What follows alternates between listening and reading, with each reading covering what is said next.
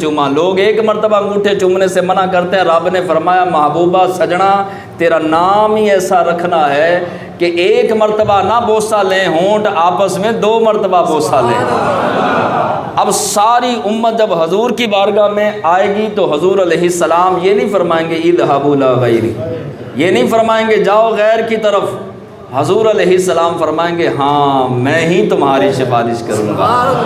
میں ہی شفاعت کروں گا۔ حضور اپنا سر انور سر اقدس سجدے میں رکھیں گے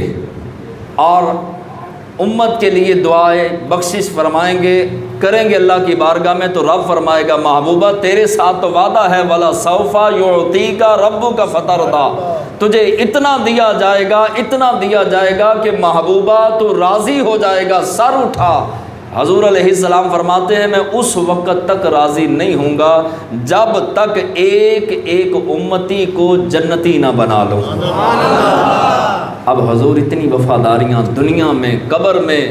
قیامت والے دن، اور آج امت کے پاس حضور کے لیے درود و سلام کے لیے ٹائم نہیں، درود اور سلام کے لیے ٹائم نہیں، حضور کے طریقے کے مطابق کھانا کھانے کے لیے ٹائم نہیں، حضور کے